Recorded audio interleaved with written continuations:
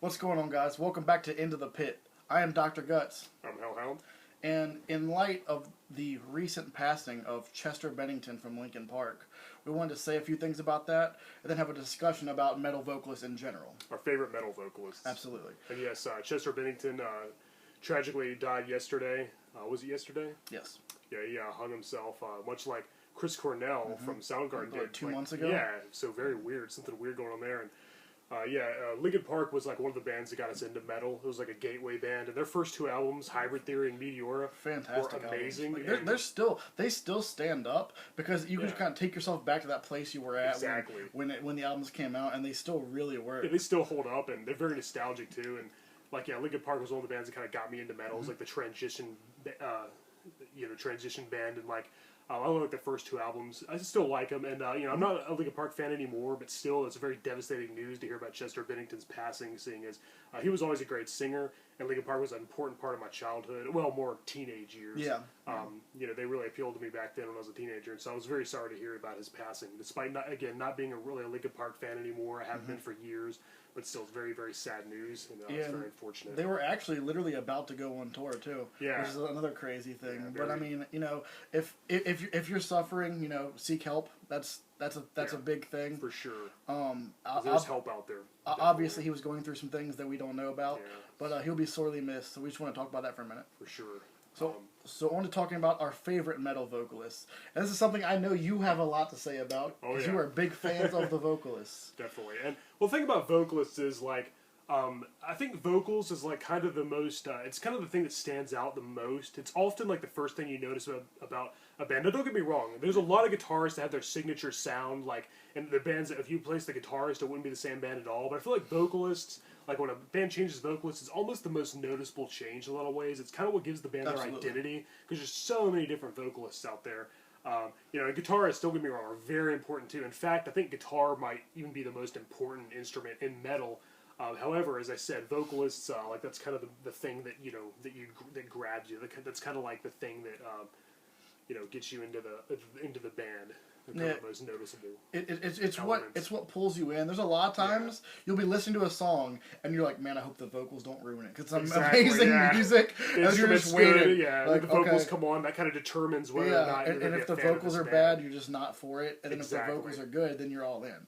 Yeah. So that's kind of where that starts, and then it becomes a big part overall. The vocals are very intricate part, especially lyricism, things like that. There's some bands like Obituary, for instance, who John Tardy. Their vocals are awesome and their lyrics are kind of just existent. Yeah. But the vocals are so awesome that it works. Exactly. And there's some lyricists who write really, really deep and impassionate lyrics. And very compelling and it's insightful. A big part of it overall, not just vocals, but lyrics as well. Lyrics is a big part of it for me, at least. Except some bands, as we said, Obituary, it works. They don't have to write something like Iron Maiden would. They don't have to write some Steve Harris type of lyrics. They make it work. So I guess you want to start it off, because like I said, I know you got a lot to say about the vocalists. So. Well, this isn't going to be a list video at all, so I'm just going to go ahead and name off my top 5 favorite metal vocalists right away, just kind of get it over with. I'll talk about why I like each one, and then we'll talk about some of our other favorite singers in metal. I've already mentioned this several times before, but in case you missed it, my top 5 favorite vocalists are number 1, Rob Halford from Judas Priest. Number 2, Ronnie James Dio from Rainbow, Black Sabbath, Dio, everything, Elf, and 800 bands. Yeah, he's been for several decades. He was doing stuff. Then Bruce Dickinson from Iron Maiden, Jeff Tate from Queensryche, which I have a lot to say about that in a minute.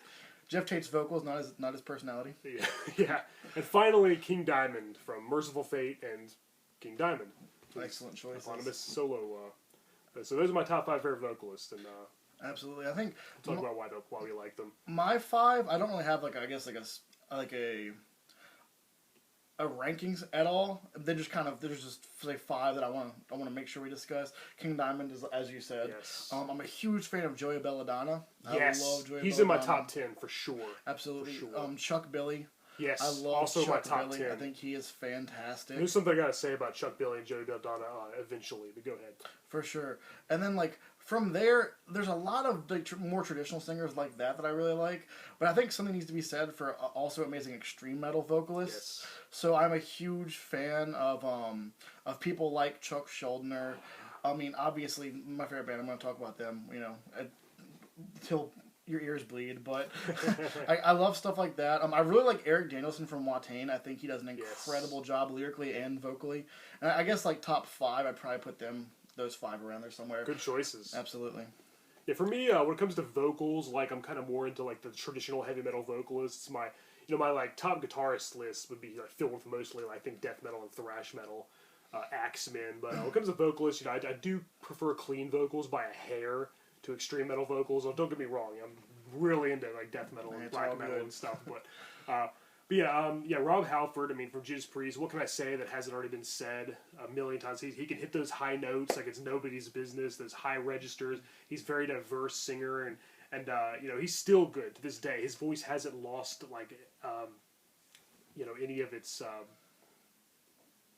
power. Yeah. Yeah, there but you go. No, you're 100% right. He's like, incredible. I mean, there's nothing he can't do. His vocals, like, they started phenomenal, and they're still phenomenal to this day. Yes. And they've been doing it for how long now? Like, when did their first album come out? Man, I don't even know. Forever or 70 yeah, Rock-a-Rolla was back, like, I think 75 or 76. It literally, like, and we're this far in the future, and he's still just hitting everything. His still vocals, belted out. And they haven't deteriorated whatsoever, and that's a big testament to just how good of a singer he is. And in my opinion, he's what makes Judas Priest so great.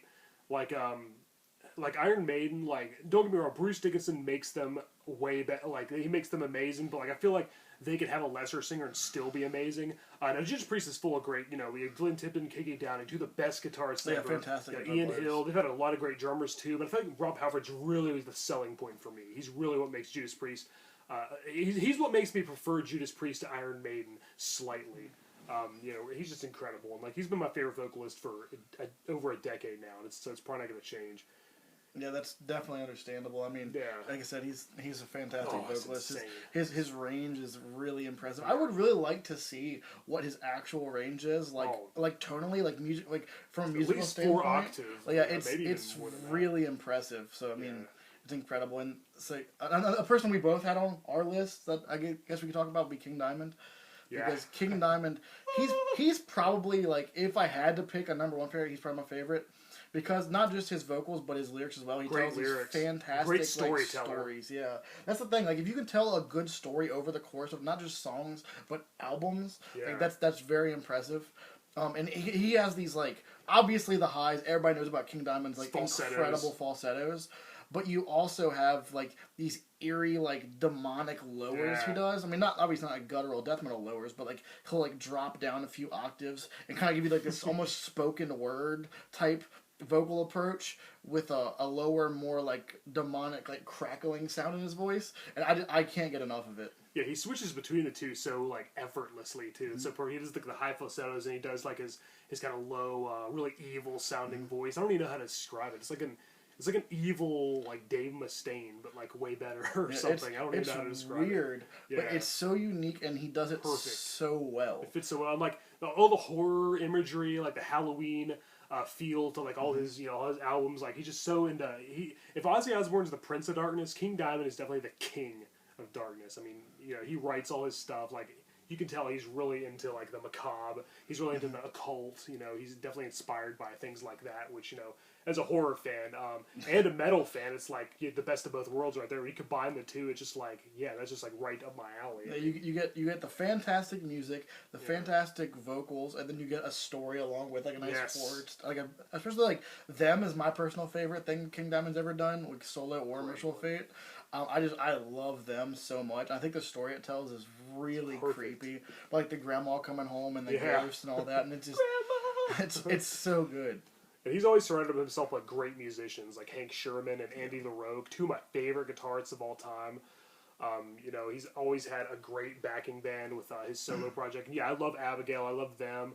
With Merciful Fate, I love Melissa and Don't Break the Oath. He hasn't really done a terrible album, in my opinion. Like, there's some that are lesser than others, but there hasn't been, like, one that I say, that I skip over. All his stuff is great, in my opinion. Everything is definitely, like, listenable. Incredible. There's nothing I dislike by him. Again, like you said, there's things I place above other things. Yeah. But overall, there's nothing bad that King Diamond's ever put out. He needs to direct a horror movie. That says a lot, though. Like, for having such a long career and being able to consistently put out, like, everything amazing. Like, we're talking about the longevity of Priest, for instance, but they put out, like, Turbo. You know what I mean? Yeah. So they had low points. Yeah, but King Diamond hasn't. So stayed consistent. That's a testament to how incredible, like, not just him, but the people he surrounds himself are. And if I had to complain about anything, I'd say that they haven't had enough albums. Like, there's it's been a while since we got a King Diamond album. It's been a while since we got a Merciful Fate album. There's like long gaps in between that. That's the only thing I'd complain about. They never had a low point. They had an absent point where I want more. I crave more of his wonderful music. Absolutely, I think the Merciful Fate thing's going to happen. It's seeming more and more like it. Every time I see news about Merciful Fate or King Diamond, it seems like it's inching towards them doing something. So hopefully it happens well worth again. The wait. I bet. Yeah, absolutely. He knows how to keep his audience wanting more. Then there's Roddy James Dio, my second favorite vocalist. I mean, come on, the guy's had a career of he started out in like the 50s or 60s where he sang like ballroom type music almost. And he's so diverse. He has such a powerful, commanding voice. It just gives me chills. It's so moving. And for a guy who only stands 5'5", he's like I don't even think that. Yeah, honestly. He's a little over 5 feet tall. He's a very short guy, but for such a small person, what a powerful voice! Wow, it just packs a wallop. And oh my gosh, he's incredible. A great lyricist too. He's another vocalist I could say. I don't think I dislike anything that he's ever done. All three Rainbow albums, with Richie Blackmore, were amazing. The band wasn't the same after he left. Yeah. I love his albums of Black Sabbath, Heaven and Hell, Mob Rules, Dehumanizer, then the more recent The Devil You Know, under the Heaven and Hell moniker. It's all great. His solo albums, we got Holy Diver, Last in Line, Sacred Heart, Dream Evil, Angry Machines, Lock of the Wolves, Magica. All just killer, phenomenal. It's everything he's done is classic. It's you were sitting there rifling off the names of albums, oh yeah, that album's amazing. Oh yeah, that album's amazing. That's pretty fantastic. I forgot how much stuff he's actually put out. A lot. It's really we'll never run out of Dio albums to listen to, which is great. Yeah, and honestly, when it comes to Sabbath, for instance, Heaven and Hell is actually my favorite Sabbath album, above great choice. All the Ozzy great albums. Choice. I don't know what is. It probably is Dio. I mean, obviously the songwriting changed. It's still Black Sabbath, but it has a more almost power metal. It's definitely a more different band. With Ozzy, they were a little more eerie and kind of ominous. Yeah, with Dio, they were it had such an '80s sound. It was more it was more mystical. Yeah, almost power metal, like you say. Yeah. And I think Tony Iommi discovered things on guitar he didn't know he could do. Yeah. He had Dio. That's how amazing Dio was. That's how and when they collaborated with him, they just never ran out of ideas. It was incredible. The last two albums of Ozzy, Technical Ecstasy and Never Say Die, weren't all that good. I think they'd run out of ideas. There wasn't much more they could do with Ozzy. And then what about 13? Well, yeah. Well, that was more recently. But I don't like it. I don't know. Yeah. But and then Dio breathed new life into the band. Ozzy launched his awesome solo career. And it was the best thing for everybody. Yeah, it ended up being the better thing for everybody because you had Black Sabbath getting completely rejuvenated, a good shot in the arm, which they needed. Let's be real, they needed it, and it really worked because Tony Iommi is the man of 1,000 riffs. He's the riff master. I think Rob Zombie said it on the interview Sam Dutta did with him on Metal Headbangers Journey, where he was any riff that you ever hear has already been written by Tony Iommi in some way. And that's 100% accurate. And it's cool to hear from when you go from the older, darker stuff with Ozzy to the more almost power metal centric stuff with Dio that just it changed the whole atmosphere when Dio came in the band. It was just really cool. Exactly, yeah. Tony Iommi is a godfather of heavy metal, and there might have been people who came after may have perfected his formula, but they wouldn't exist if not for him. I mean, he invented that. He's probably my favorite guitarist for that reason. Yeah, he's made a riff. But anyways, a Vocalist video. Yeah. Dio was also my idol, I have to say. Yeah. He was a really cool guy. When you watch him in interviews, he seems really intelligent. And for somebody who writes so much fantasy-oriented lyrics, like wizards and elves and unicorns, and dragons, he was very down to earth, very realistic guy. He was very, very, very well spoken. I love listening to him talk, and he was very honest too. If somebody pissed him off, he would tell him. He wasn't one of those people who just pretended everything was okay. Something about Dio was he seemed like a real person. Exactly. He didn't put on a persona. Yeah. He was him through and through. Exactly. To the day he died, he was still just just being a humble, honest person. Mm-hmm. I saw him endless clips of him just meeting fans, giving them hugs and cool. just spending time talking to his fans, which is it's very telling of how good of a person he was. Yeah, he didn't need to wear like a bunch of makeup or anything like that, outrageous costumes or something. He was just him. He was himself. He was Dio. And Dio means God in Italian, by the way. So either way. And also, Bruce Dickinson from Iron Maiden. I don't think I need to explain that one. He's the we had a whole video siren. On Iron Maiden, we already talked about him. And then my other favorite vocalist was Jeff Tate from Queensryche. Yeah. And when I first heard the song Queen of the Reich from their self-titled EP, I think they were actually called The Mob back then. I was like, wow, that blew me away. It was breathtaking. It was really heavy and really fast. It was almost bordered on thrash metal a little bit, but then it had insane Halford-esque vocals. It was like listening to like Megadeth with Rob Halford singing. Jeff Tate's vocals, those high notes, Queen of the Reich was incredible, incredible. Like, and I thought that like all their stuff would sound like that, but they got like a little less heavy. After that, well, see, the thing about them, like, also when you have like Operation Mindcrime, is where they essentially, I'm not gonna say they 100% did, but they essentially started progressive metal. They brought like the progressive rock element into metal, which is really cool. And definitely Jeff Tate was a big part of that. Oh, yeah. Because his vocals were so incredible. And like they really hooked you in. 'Cause you would have these like really fast and then like these really like technical like riffs and like weird drum signatures and stuff. But his vocals were so melodic that it kept you like, you're okay, I can deal with this. And it just worked very well. Yeah, like with Eyes of a Stranger and Jet City Woman. Yeah, I love Empire and Operation Mindcrime and Rage for Order and The Promised Land. The Warning, but that first EP they did with Queen of the Reich on it, and Lady Wear Black, just amazing. Silent Lucidity is a great song. The band really died for me when Chris DeGarmo left, the guitarist, and then the final nail was when Jeff Tate left. And I know that he said some things that pissed people off. I know that his voice wasn't what it once was. He can't hit those high notes anymore. But the current incarnation of Queensryche with Todd Latour, he's a great vocalist, but it seems just like an imitation. He's a really cool guy, too. He is, and yeah, he was in Crimson Glory. Mm-hmm. But it just seems like a impersonation. It's not. It's cool that you can go see Queensryche live, and it sounds like old Queensryche with Jeff Tate before his voice declined.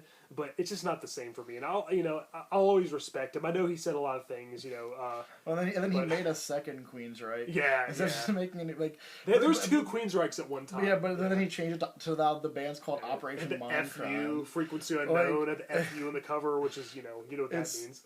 It was so stupid. It was such like a... I don't know what happened to that band, but it seemed very childish overall. Yeah, but his vocals were really good. Irrelevant of how like terrible a person he may or may not be. Yeah. Like his vocals were fantastic. It can't be denied. And he's definitely in my top 5 for good reason. And then, there's also other great vocalists like Matt Barlow from Iced Earth, Tim Owens, also from Iced Earth, who briefly replaced Rob Halford. Everybody who sang in Iced Earth. Yeah, except for Gene Adam, he wasn't that good in the first album. Yeah. John Greeley was great. Yeah, Stu Block was great. Mostly Matt Barlow, he's my favorite. Stu Block's the current singer. David Wayne from Metal Church. Also Mike Howe and Ronnie Monroe, who are also Metal Church. Metal Church has always had great vocalists, in my opinion. So many. And then when it comes to thrash metal, the thing about thrash metal is you don't need to have incredible vocal acrobatics like Freddie Mercury or Robert Plant. I think it actually fits more if you have kind of a, how do you call it? Kind of a sloppy, more uneven singing style. A more aggressive, more yelled approach to your vocals. That's a good way to put it. That's what a lot of thrash bands do, and it works very well. But then you also have some very melodic thrash vocalists, such as Joey Belladonna, who is the best thrash vocalist ever. Yeah, I'd say it. I mean, easily the best. Obviously, that's completely subjective. Everybody likes what they like. For me, I think he's the best. Every album he's done with Anthrax has been by far the best things they've ever done. Spreading the Disease, Among the Living, State of Euphoria, Persistent of Time. Worship Music for All Kings. Yep. I love every album he's done. That was a great comeback. That was a great return to form. It really is. And go ahead. For All Kings was probably my top album of last year, which says a lot because they had John Bush for a little bit, and we're not gonna talk about that. But when Joey came back, it really re-sparked that thrash element of the band, and you could see it. They seemed happier. They were more like on stage, they've got more frantic. Obviously, their lead guitar player changes every week. Yeah. But Dan Spitz is my favorite. Dan Spitz was definitely my favorite. That Ninja Turtle Jackson, I want that thing. It's so cool. But yeah, Joey had that classic style and brought it to thrash metal, which people weren't doing at the time. If you look back at early thrash metal, you know, you had the other members of the Big Four, Slayer, Megadeth, and Metallica. Then you had bands like Overkill, you know, Bobby Blitz is another great vocalist. A few other bands who were doing more of an aggressive approach. And then you had Joey Belladonna, you know, coming from New York and all that, classical. Just singing classical vocals in like the vein of Halford, Dio, and Dickinson, and that kind of style over top of really aggressive thrash, which was a really cool contrast. You have really fast, really heavy music, and these vocals just soaring over the top, like telling you this amazing stories. Like they have songs about like Judge Dredd and stuff. Like it's all around. I love Joey Belladonna. I could talk about him literally all day. I'm glad Scotty and co finally realized that was the missing element. Joey Belladonna might have worked better for like a traditional heavy metal band, but that's what makes Anthrax so unique in my opinion. It's thrash metal with like those kind of vocals. And Neil Turbin was good too. He hit the high notes and stuff. Neil Turbin was awesome. Yeah, he really was. Killer vocalist. And like, I'll just mention it real quick. When it comes to John Bush, I liked him in Armored Saint. Sound of White Noise was okay, but like they weren't Anthrax anymore. They weren't thrash metal. They tried to be groove metal. They tried to be a Pantera clone. John Bush sounds like every other '90s singer. They were like almost grunge, and like they followed the trend. Where like a lot of thrash bands in the '90s were kind of I wouldn't say dying out, but changing their style because of grunge. Except grunge for Slayer, they stayed consistent. Yeah, Slayer just kind of kept doing. But all the other thrash bands tried different things. They tried to be more commercial. Most more of them became friendly. Groove metal. Then you had like you had Creator who did like tried the industrial thing for a couple albums. But then the cool thing is all of the bands like are back to doing thrash again, which is amazing. Exactly. And Anthrax is probably especially the Big Four. Probably the best. Of the old bands that are doing thrash again, I would say Anthrax is still the best one doing it. I agree. Yeah, currently, Yeah, because they're both their new albums are incredible. If you haven't listened to them for some reason, if you're under a rock, go check them out. Please do yourself the favor. Listen to them. Worship Music and For All Kings. They're really good albums. And if you prefer John Bush over Belladonna, I mean, to each their own. I respect your opinion, but like, he has like no range. He can do like one voice, and that's it. Joey Belladonna can do the high notes, and more recently, he can do the low too. And more currently, he's a little more lower pitched now. But like, he's had such a diverse, such a wide range, such a versatile voice, which. John Bush, like when he sing Joey era songs, like I've heard people say, "Oh, it sounds even better with Bush." I'm like, "Are you nuts?" Yeah, I mean, again, it's all subjective. Yeah. If you prefer that, cool. I don't. Yeah. He doesn't. Sorry. Our opinion. Yeah. You know, but something else, another singer who is kind of akin to Belladonna in that way would be Chuck Billy from Testament. He was more aggressive than Belladonna. Oh yeah, definitely more aggressive than Belladonna. A little more thrash. But he also did the more singing approach instead of a yelling approach, which is really cool. I guess more recently he's gotten a more traditional thrash. He does some death metal growls too sometimes. I think like as time has progressed, he's kind of like, I don't know if he's lost the ability to do those, but maybe it's a little bit more difficult for him. So he kind of does the more thrash yelling now, which really works for them. Like Testament really plays for that. And their old stuff where he used to sing these more higher vocals were very incredible too. Yes. You have things like the Legacy and things like that. They're just where he just sings these amazing notes. Preacher! Yeah, I mean, he hits these incredible notes with such precision, and then can shift back to being completely aggressive, which is really, really cool. Very impressive range. Like Joey Belladonna, like he wasn't really a metal head. He wasn't really a metal fan. He didn't know much about metal, so he came from a different background. And but nobody sounds like him except maybe Steve Perry. But with Chuck Billy, Steve Perry. Well, Chuck Billy, like a lot of people I've seen, like a lot of more elitist metalheads dismiss him as like a poor man's James Hetfield, which I'll never understand because I would disagree. He can do so much more with his voice. He can do like he's like the man of 1,000 voices. Yep. He's done so many different styles. He's experimented with so many different registers over the years. He can do the high. He can do the low. He can do the like, more aggressive.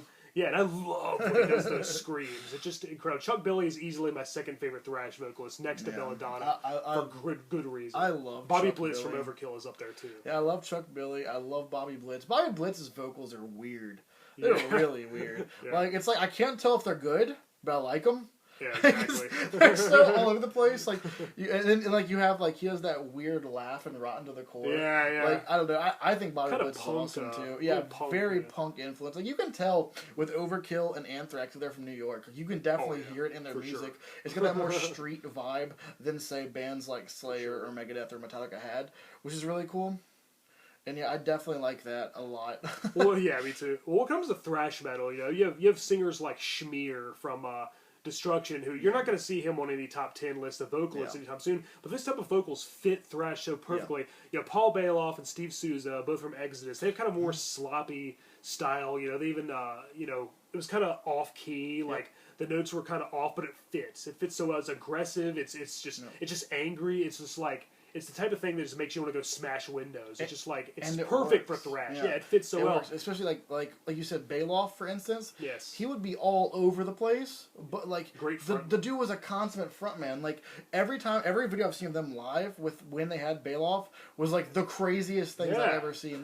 He's all over the place. Like nuts. Everybody's like running around. Everybody's having a crazy time. Like, and that's what thrash is really built for. So it's cool to have a contrast of vocalists within thrash. I'm glad there are thrash bands that have like singers like similar to Halford and Dickinson, but like Paul Bailoff, he may not be a technically gifted singer with like a wide range. He can't hit high notes, but he's so metal. He's just like he's so freaking metal, and it fits his whole persona, his whole voice fits thrash so well. It's perfect. Absolutely. So one thing I want to talk about is death metal. Yes, let's talk about the death metal vocalists. We mentioned them a little bit in our last video, which is the death metal discussion. But I'm a sucker for some death metal, so let's talk about it some more. So we talked about Cannibal Corpse at length. Ad we've nauseum. talked a lot about about Barnes era, about Corpse Barnes era. And Corpse Grinder. I prefer Corpse Grinder when it just comes down to the voice. When it comes to vocals alone, I prefer Fisher. But I've said this a million times. Chris Barnes was a better fit for the band. He was more influential. He pioneered those vocals. He was a better fit for Cannibal Corpse. He wrote the lyrics and stuff. He went way lower than Fisher does. But Fisher's voice has gotten better and better over the years, whereas Barnes has declined. He was amazing on those first 4 albums, and I think he was more one of them than Fisher is. But when it comes to vocals alone, I think Fisher perfected his craft. And same with Glenn Benton. He does the high. He does those high pitched, raspy shrieks and the low guttural growls. His voice isn't what it once was, but he used to be able to shift between those so well. Yeah, and then obviously my favorite, my favorite is Chuck Schuldiner. I mean, yes. If you've watched any of our videos, I've mentioned Death at least 26 times. They're my favorite band. Chuck's my favorite guitar player, my favorite vocalist. Everything he does was perfect in my opinion. I don't say that. I agree. I don't say that lightly. But I feel as though every part of every song, be it vocals or guitar, had a purpose. And like something he used to do all the time on the first 2 albums, on Scream Bloody Gore and Leprosy, he would do these screams that me and a friend of mine used to refer to as dying woman screams. It's not like he was going to vomit on the mic sometimes. There's Left to Die. He has a scream near the beginning where it literally sounds like a woman getting stabbed to death. And that's insane. Like, I don't know how you pull that off, but I can't do it. And it blew my mind, and it's crazy. In every album, his vocals changed a bit. Yeah, I was just about to say, his vocals kind of changed on each album, but it was all good. It's kind of like David Vincent. It was like almost sounded like a different vocalist each time, but it was all still death metal. Because it was like, he changed the lineup every album, and then his vocals changed. Yeah, and if you listen to like Scream Bloody Gore, and then you go up to Sound, you have like 2 completely different sounding vocalists. Polar opposite almost. But it worked super well because they were doing the more progressive thing. But it fits for each respective album. It worked so well at every album. And then you have like Spiritual Healing had like, they turned the reverb up to 11 on his mic, and it was just really thick on top of it, and that sounded really cool. So I mean, like everything that Chuck did was gold, and his vocals were definitely a testament to that. I mean, he started the whole death metal thing in general.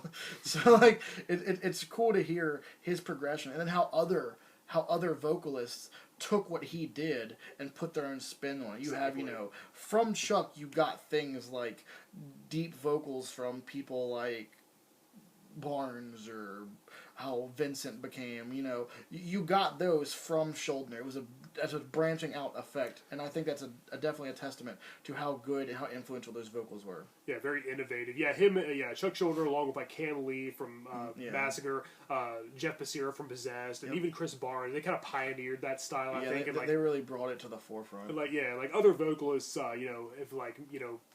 put their own spin on it, like you said, and kind of expanded on it a little bit. Like we have the indecipherable ones like Lord Worm from Cryptopsy, Ross Dolan from Immolation. Is it? I always mess up his name. Is it Martin Van Drunen? Is that his name? Yes. Yeah, he's one of my absolute favorite. Yeah, Pestilence and Asphyx. Yeah, Asphyx. Hail of Bullets, I think. Yeah, Hail of Bullets as well. Chris Fair from Autopsy. I love Van Drunen's vocals a lot. They sound they're really unique, which is really cool. It's cool to hear in the world of death metal, like how unique each person's vocals can be. Like it was by a little bit or by a lot, and his vocals are different by a whole lot, and it's really cool. Very unique. Yeah, like you have like Process of Suffocation is my favorite song by Pestilence, and his vocals in that song are just wild. They are all over the place, and they are really cool. Hell yeah. Well, we're talking about death metal vocalists. I got to talk about Morbid Angel a little bit. Now, David Vincent on Altars of Madness and Blessed Are the Sick, he had this awesomely unique, raspy hiss, which is just like, I've never heard another death metal vocalist really do that. Then, like, when Covenant and especially Domination, his vocals became more of a generic death metal growl. Yeah. He kind of sounded like every other death metal singer. Like, it wasn't really, it was still good, but, like, it wasn't really, unique anymore. And then, Steve Tucker, who replaced him, who's a great replacement, he kind of had a more, ordinary death metal growl, but it fit. It was good for I really like his vocals a lot. Me too. I do. I think he. I'm really happy. Again, we talked about before. I'm really happy he's back in the band. Because then Vincent came back and he can't do it anymore. I'm sorry. But Tucker still can, which is awesome. Yes. So I'm hoping they keep popping out some incredible material. That's what I definitely want. But yeah, back to those first two albums. Vincent's vocals in those first two albums are some of my favorites of all time.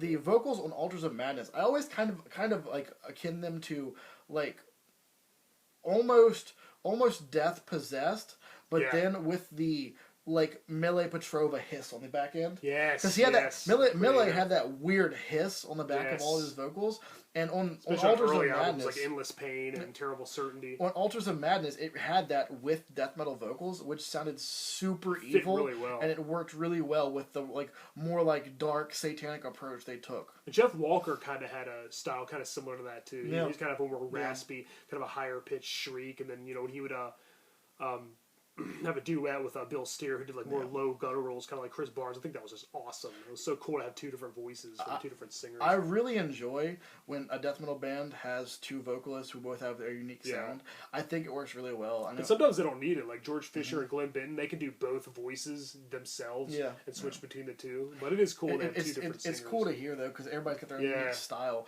So it's like hearing two different vocal styles, vocal approaches on one song is really cool. And Carcass really perfected that and really made it their own.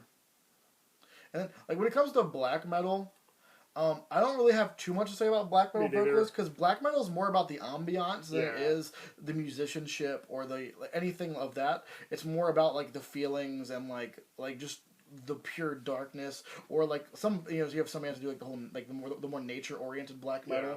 So it's more about like the vibes and atmospheres than it is when it comes to those. Well, with black metal, like the vocals is almost kind of more like one of the instruments, like they're mostly like higher pitched shrieks, like screeches and stuff. But like a lot of the vocalists are like almost inhuman and animalistic, like Attila Chihar on De Mysteriis Dom Satanis by Mayhem, their first album. I actually prefer Dead, who was Maniac was their first vocalist. They had Maniac and some other guy, Messiah or something. Then they got Dead, who was like, wow, he was just like incredible. Yeah, and wow, he was just like.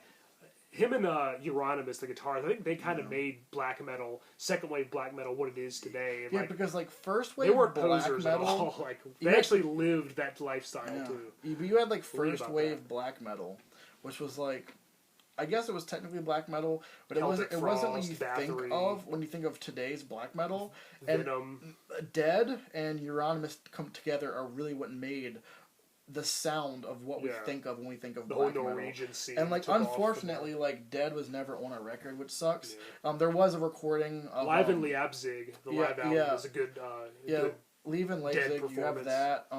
You have there's a couple like demo recordings with him on it. Nothing like too crazy though.